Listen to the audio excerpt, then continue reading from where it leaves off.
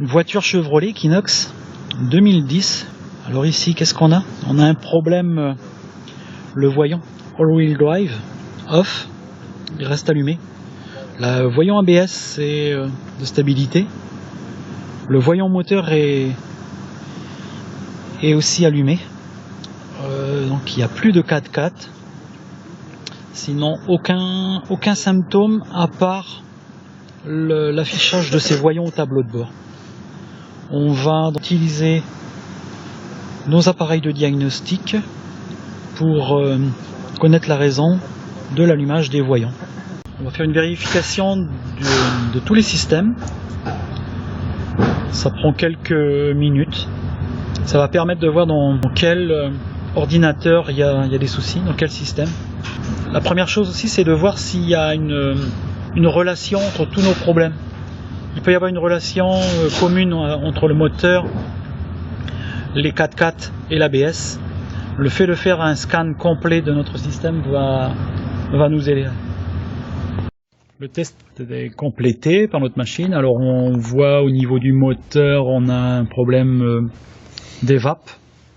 Donc ça n'a rien à voir avec notre souci de 4x4. C'est ce qui allume le voyant moteur. C'est un code OBD2, donc on le retrouve ici en OBD2. Par contre, quelques soucis au niveau de l'ABS. On a des problèmes de communication. Ici, un code de communication avec le capteur d'accélération du véhicule qui est nécessaire pour le système de contrôle de la stabilité.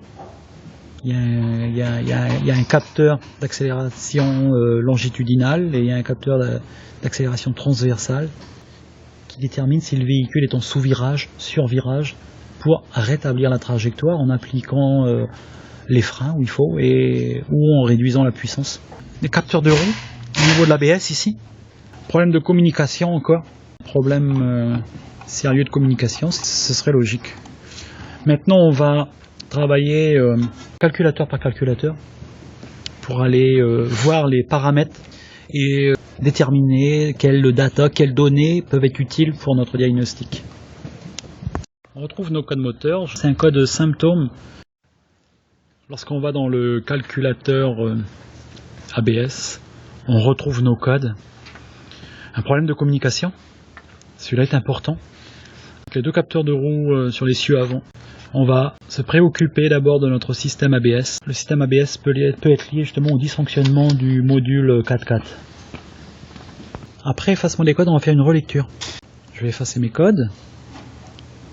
Je fais une lecture des codes. On a toujours ici un gros problème au niveau des capteurs et un problème de communication. Je pense que le système Track Control vient ici de notre problème ici sur la ligne multiplexée. Le problème ABS ici au niveau des capteurs. Visiblement ils sont même pas branchés ou pas présents, c'est possible. On va regarder les capteurs de roues. On a enlevé les deux roues du véhicule, on va tourner les roues et vérifier la réaction sur notre appareil de diag. Les deux roues vont tourner, vas-y, tu peux tourner la roue.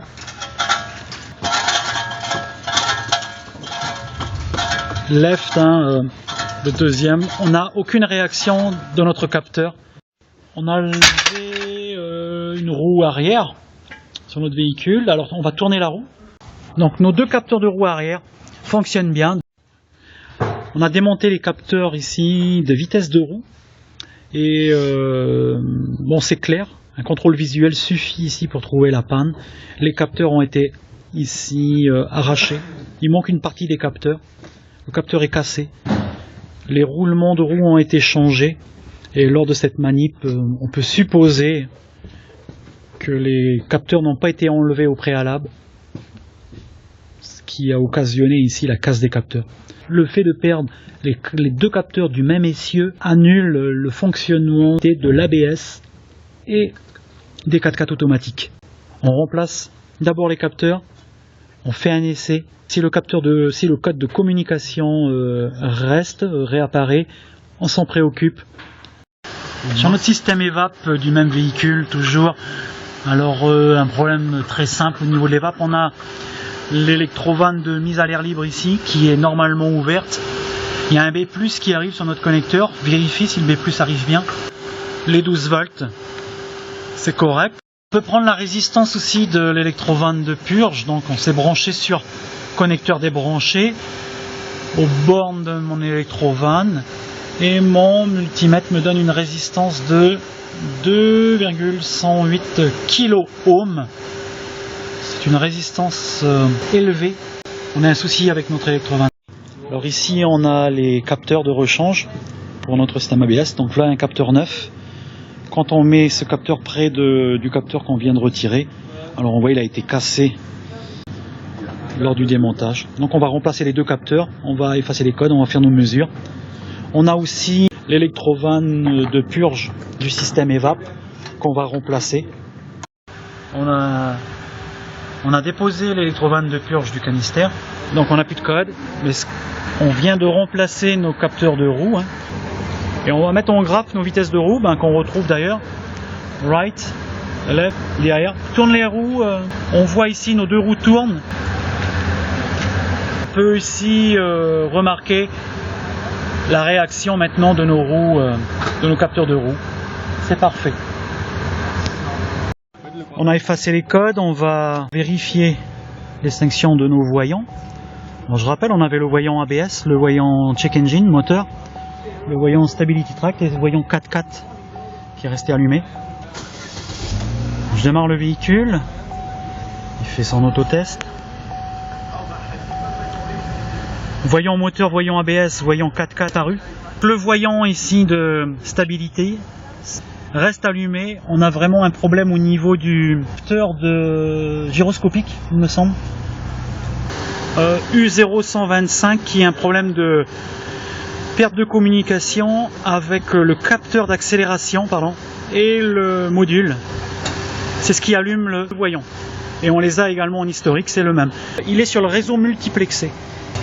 On vérifie son alimentation plus et moins, on vérifie les chutes de tension, et ensuite sur le réseau multiplexé, les deux autres fils, il suffit d'aller mesurer le signal. Si on a un signal, cette fois numérique, ça demande un oscilloscope pour vérifier ce capteur, s'assurer que la liaison est bonne.